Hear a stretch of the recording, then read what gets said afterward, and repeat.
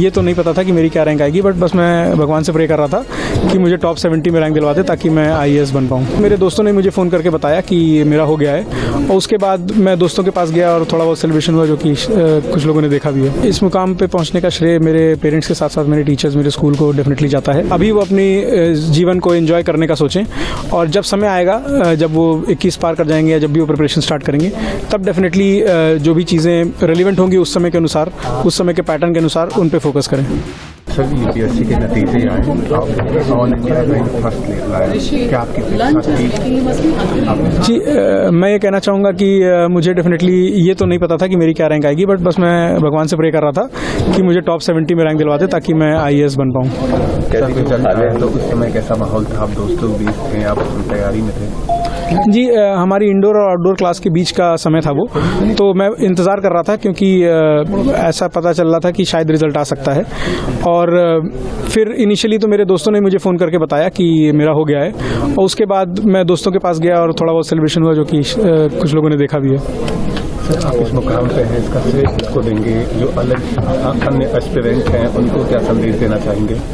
जी, इस मुकाम पे पहुंचने का श्रेय मेरे पेरेंट्स के साथ साथ मेरे टीचर्स, मेरे स्कूल को डेफिनेटली जाता है। और जो अभी के एस्पिरेंट्स हैं उनको मैं डेफिनेटली कहना चाहूँगा कि अपने सेल्फ मोटिवेशन का खासा ध्यान रखें और हार्ड वर्क के साथ स्मार्ट वर्क करते रहें। सब UPSC में तमाम सब्जेक्ट्स होते हैं, आप जो स्टूडेंट हैं, जो तैयारी कर रहे हैं, उनको किस पे फोकस ज़्यादा करने कहेंगे जो उनके लिए अच्छा साबित हो सके? जी, ये एक ऐसा एग्ज़ाम है जिसमें काफ़ी इवनली मार्क्स को डिस्ट्रीब्यूट किया गया है, तो डेफिनेटली आपका जो फोकस है वो मार्क्स के अनुसार ही होना चाहिए। बट हाँ, डेफिनेटली इन चीज़ों का ध्यान ज़रूर रखें कि जिन सब्जेक्ट्स में सबसे ज़्यादा वेरिएशन आता है, जैसे कि स्पेशली एथिक्स हो गया, ऐसे हो गया, जिसमें मार्क्स का वेरिएशन 70-70 नंबर का भी आ जाता है, तो उन पर खासा ध्यान दें क्योंकि वो आपका अटेम्प्ट मेक या ब्रेक कर सकते हैं। सर, आपने IIT भी किया, उसके ठीक बाद IPS के एग्जाम निकाला और अब UPSC में IAS बन गए। आत्ममनोबल कैसे इजाफा हुआ आपके अंदर में? जी, मैं कहूँगा कि मेरे मनोबल के पीछे मेरे माता पिता का खासा हाथ है। उन्होंने लगातार मुझे मोटिवेट किया इस जर्नी पे चलने के लिए, और उनके मोटिवेशन से ही मोटिवेशन पा करके मैंने अपना अथक प्रयास किया। सर, न्यूज़पेपर का क्या रोल है एग्जामिनेशन में तैयारी में? जी, न्यूज़पेपर पढ़ना एक डेफिनेटली इंपॉर्टेंट पार्ट है इस एग्जामिनेशन का, क्योंकि वरना आपको पता ही नहीं चलेगा कि आपके आसपास क्या चल रहा है, और उससे प्रीलिम्स और मेंस दोनों में ही क्वेश्चंस आते हैं। तो मैं डेफिनेटली कहूँगा कि 30 से 45 मिनट आप अगर दे सकते हैं तो न्यूज़पेपर को ज़रूर दें। अभी यूपी बोर्ड के नतीजे आए हैं, तमाम बच्चों ने टॉप किया है। ICSE और CBSE के भी नतीजे आएंगे। तमाम टॉपर्स की अपेक्षा होगी कि IAS बने, IPS बने, उनको क्या संदेश देंगे, क्या मंत्र देने जाएंगे, मूल मंत्र क्या होगा आपका? जी, मैं कहना चाहूँगा अभी वो जिस पड़ाव में है वहाँ डेफिनेटली वो अपनी ग्रेजुएशन पे फोकस करें, और अभी वो अपनी जीवन को एंजॉय करने का सोचें, और जब समय आएगा, जब वो 21 पार कर जाएंगे या जब भी वो प्रिपरेशन स्टार्ट करेंगे, तब डेफिनेटली जो भी चीज़ें रेलिवेंट होंगी उस समय के अनुसार, उस समय के पैटर्न के अनुसार उन पे फोकस करें। आई वुड से डेफिनेटली मेरे पेरेंट्स, मेरी फैमिली का सपोर्ट ज़रूरी था उन पूरे 3-4 साल की जो मेरी जर्नी रही उस दौरान। और उसके अलावा एक मोटिवेशन ये भी था कि मुझे पता था कि मैं कुछ गलतियां कर रहा हूं, और उनको सुधारने का मुझ में एक अंदर से ही आता था कि मुझे ये गलतियां दोबारा रिपीट नहीं करनी है, और उसके कारण मैं प्रोग्रेस कर पाया। सर, आपका आइडियल कौन है? मेरे आइडियल एक्चुअली एक रिलेटिव है, विनोद नाना कहता हूँ मैं उनको अपना आइडियल माना हूँ बचपन से ही। सर, तैयारी के दौरान सोशल मीडिया का क्या प्रभाव रहा है? क्या डिस्ट्रैक्शन पैदा किया या फिर उससे मदद मिली? मैं तो कहूँगा एग्जैक्टली मेरे पर्टिकुलर केस में डिस्ट्रैक्शन की तरह कम काम किया उसने। इस तरह के रिगरस शेड्यूल में जिसमें हम पढ़ाई करते हैं, वहाँ पर डेफिनेटली अगर आप सिर्फ पढ़ाई करेंगे तो बर्नआउट काफ़ी जल्दी हो जाएंगे। तो सोशल मीडिया और बाकी जो मेरे माध्यम थे उनसे डेफिनेटली मेरे को एक लेट गो मिलता था कि थोड़ा टाइम मेरे को सुकून मिलता था, तो फिर मैं दोबारा से रिचार्ज होकर के पढ़ाई कर पाता था। सर, एक एथिक्स का पेपर जुड़ा है, आप BMS के स्टूडेंट हैं, आपको क्या क्या सहयोग मिला? जी, डेफिनेटली मैं कहूँगा कि एथिक्स का पेपर ऐसा है जो आपकी इंटरनल वैल्यूज़ को ही चेक करता है, और लेट श्री जगदीश गांधी जी का काफ़ी फोकस था हमारे वैल्यू सिस्टम को इम्प्रूव करने में। तो इवन मेरे को याद नहीं आ रहा एग्जैक्टली किस पेपर मैंने लिखा था, बट वो जो गांधी जी सिखाया करते थे कि कैसे बल से जुड़ा हुआ इंसान, बल जब जल जाता है जब इंसान जुड़ा होता है भगवान से, और अगर भगवान से कट जाए तो वो बल भी बुझ जाता है। वो वाला जो स्पीच था गांधी जी का, वो मैंने कहीं पर इस्तेमाल किया था। You did not take coaching. You went in for self-study, which is very rare. So, what made you go in only for self-study and not coaching? Actually जब मैं शुरू कर रहा था अपनी प्रिपरेशन तो मैंने अपने सीनियर से बात की थी जो ऑलरेडी IAS में थे। तो उन्होंने यही सजेस्ट किया था कि अगर आप एकदम जीरो से स्टार्ट कर रहे हैं तब तो कोचिंग आपके लिए फायदेमंद साबित होगी, लेकिन अगर आपने थोड़ा बहुत आइडिया लगा लिया है, थोड़ी बहुत तैयारी खुद से कर ली है, तो फिर कोचिंग आपका टाइम फुल पोटेंशियल पे यूटिलाइज नहीं करवा पाएगी, क्योंकि वहाँ का कोर्स अलग चलेगा और आपको लगेगा कि आपकी पढ़ाई कहीं ना कहीं लैग कर रही है। तो इसलिए मेरा मोटिवेशन था कि मैं घर से खुद ही से सेल्फ स्टडी करूंगा और कोचिंग नहीं ज्वाइन करूंगा। सर आज आप IAS हो चुके हैं, एंड जब आप IAS थे तो आप सीनियर्स ने आपको क्यों नहीं बुलाया? क्या इंडायरेक्टली सीनियर्स आपके थ्रू अपना प्रमोशन नहीं कर रहा है? जी ऐसे सवालों का जवाब लास्ट टाइम भी बुलाया था, ऑर्डर किया था। ऐसे सवाल डेफिनेटली अवॉइड करना चाहूंगा मैं, बट डेफिनेटली पिछले साल मेरे को बुलाया गया था और पिछले साल भी मुझे ऑनर किया गया। इनफैक्ट आपने देखा होगा कि मुझे मेरे जीवन के हर पड़ाव पे ऑनर किया गया जहां पर भी मैं अच्छा परफॉर्म किया हूँ। तो बहुत भारी शब्द आपने इस्तेमाल कर लिए। अपनी ड्यूटी में पूरे ये मेरे लिए खुद के लिए कह पाना अभी सही नहीं है, और जैसा मैम ने पूछा था तो मैंने उस पर वही जवाब दिया था कि आगे चल के जब कोई मुझे पॉलिसी फॉर्मुलेशन का मौका मिलेगा तो मैं डेफिनेटली हेल्थ एजुकेशन और स्पेशली बच्चों के लिए काम करना चाहूंगा। आदित्य जी, सर आज की डेट में आप नए युवा बच्चों को क्या संदेश देना पॉलिटिक्स है इसको किस तरीके से? आई एम रियली सॉरी, दो लोग एक साथ पूछेंगे तो मेरे को नहीं समझ मेरी में आवाज आएगा। शायद आ रही हो जी। पॉलिटिक्स के बारे में आपको क्या राय है? इंडियन जो पॉलिटिक्स इस समय है इसमें क्या और सुधार करने की जरूरत है? राजनीति आज कैसी हो गई है? क्या पॉलिटिक्स से जुड़े हुए कुछ सवाल आपसे पूछे गए थे? जी, पॉलिटिक्स से रिलेटेड सवाल नहीं पूछे जाते हैं यूपीएससी में, और हम जो सिविल सर्वेंट्स हैं हमारा मेन एम यही होता है कि हम लोग पॉलिटिकली न्यूट्रल रहें और इन चीज़ों पर ना ध्यान दे करके अपना जो काम है जो हमें अलॉट हुआ है उस पर ध्यान दें। सर भी पिछले साल भर के अंदर काफी सीनियर IAS ने इस्तीफे दिए, कहीं इसका असर कुछ कैसे ले रहे हैं? आई थिंक मेरे को अपनी नॉलेज को ब्रशअप करना पड़ेगा इस सवाल का जवाब देने के लिए। सर आजकल के युवा बच्चों को आप संदेश के रूप में क्या देना चाहते हैं जो आप जैसे आइडियल बच्चे बन पाए?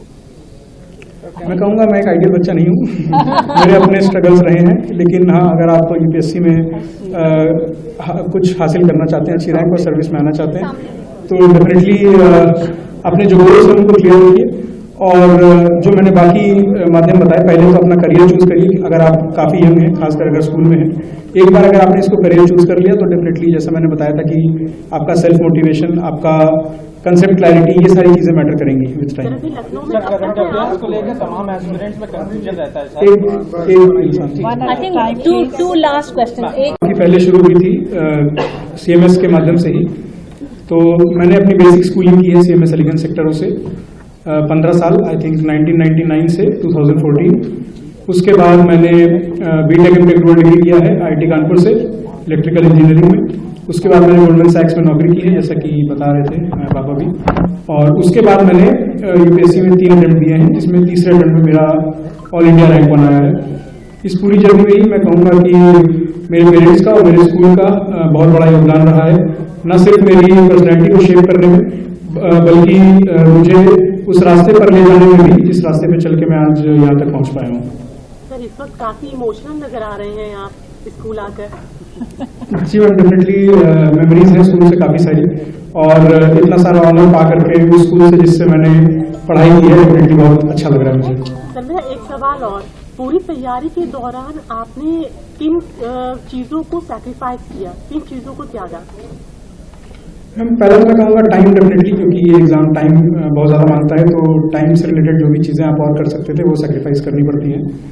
और उसके अलावा मैं कहूँगा कि मुझे क्रिकेट खेलने का बहुत शौक था, तो वो भी बंद हो गया था काफ़ी समय तक, बट मैं पूरी तरह से कट ऑफ नहीं हुआ था। लाइक सोशल मीडिया में चलाता ही था, मेरे को डायनासोर्स के बारे में पढ़ना पसंद था, तो वो मैं करता ही था। तो इस तरह के कुछ सैक्रिफाइसेस थे और कुछ चीज़ें मैंने कंटिन्यू की, जो कि आगे चल के मेरे को इवन इंटरव्यू में भी काम आई। Aditya, what will you do for the country now that you have achieved this position? What exactly are your priorities? What do you plan to do? And which cadre are you getting? Ma'am, so addressing the second question first, currently cadres are not out yet, but I've opted as UP as my first preference, and I'm hoping to get that. About the second question that you asked, ma'am, currently जिस service में हूँ वहाँ पर मेरा पहला तो M ये होगा कि इनिशियली हम एग्जीक्यूशन पार्ट में होते हैं, तो I would like to implement all the government schemes to the best of my ability. उसके बाद जब आगे चल के कभी पब्लिक पॉलिसी फॉर्मुलेशन का मौका मिलेगा तो डेफिनेटली मैं हेल्थ एजुकेशन और स्पेशली चिल्ड्रन के लिए काम करना पसंद करूंगा। सर प्रीलिम्स के लिए क्या कोई स्ट्रैटेजी थी आपकी सर? अपनी एक गलती से मैंने ये मेन चीज़ सीखी थी कि प्रीलिम्स में आपको हार्ड वर्क और स्मार्ट वर्क दोनों का मिश्रण चाहिए होता है। तो हार्ड वर्क में तो डेफिनेटली हर कोई हर प्रकार की किताबें पढ़ रहा होता है, बट स्मार्ट वर्क में एक चीज़ जो कई लोग इग्नोर कर देते हैं वो होते हैं प्रीवियस ईयर क्वेश्चंस के एनालिसिस। तो नॉट जस्ट पास्ट 10 ईयर्स जैसा हर कोई कहता है, बल्कि मेरा स्पेशल फोकस था कि मैं पिछले 3 साल के पेपर्स को ढंग से एनालाइज करूं कि किस प्रकार गलत स्टेटमेंट या किस प्रकार सही स्टेटमेंट फ्रेम किए जा रहे हैं, ताकि मैं ऑन द स्पॉट एलिमिनेशंस अपनी जो स्ट्रेटजी है उसको और इम्प्रूव कर सकूं। ऑप्शनल सर क्या था और क्या कुछ रेफरेंसेज और क्या कुछ आपकी जो है स्टडी मटेरियल था?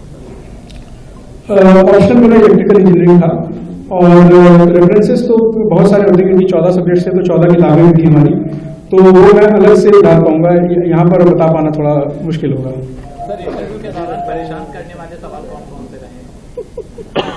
परेशान करने वाले सवाल एग्जैक्टली नहीं कहे जाएंगे क्योंकि वहाँ पर काफी कॉर्डियल एटमोसफियर होता है। कुछ सवाल डेफिनेटली होते हैं जो आपको आते नहीं होते हैं, जैसे कि इस बार भी मेरे से ललिता कुमारी जजमेंट पूछा गया था जो कि उनको एक्सपेक्टेड था कि मुझे पता होना चाहिए, बट मुझे उस टाइम ध्यान नहीं आ रहा था। तो इस तरह के कुछ क्वेश्चंस डेफिनेटली होते हैं, बाकी it's all about testing your presence of mind. Aditya, what message will you deliver to those struggling students who are coming into the UPSC exams? मैं ये कहना चाहूँगा कि डेफिनेटली 2 चीज़ों का खास ध्यान रखें। पहला कि ये एग्ज़ाम डेफिनेटली आपका परसिवियरेंस ही चेक करता है, तो जो भी आपकी असफलता है उससे परेशान नहीं होना है। इवन मैं अपना एग्जांपल देखिए कहूँ तो पहली बार मुझे भी असफलता ही प्राप्त हुई थी, बट उस समय इम्पोर्टेंट रहता है कि आप अपने मिस्टेक्स से सीखें और उनको कैसे दूर कर सकते हैं इस पे ध्यान दें। और दूसरा होगा कि डेफिनेटली आपको कंसिस्टेंसी के साथ अपना एक डेडिकेशन और सेल्फ मोटिवेशन भी जरूरी है, क्योंकि ये बहुत लंबी जर्नी है, कई साल लग जाते हैं। इवन फर्स्ट अटेम्प्ट में करने वालों को भी 2 साल तो लगता ही है, तो उस कंसिस्टेंसी के लिए वो सेल्फ मोटिवेशन जरूरी है।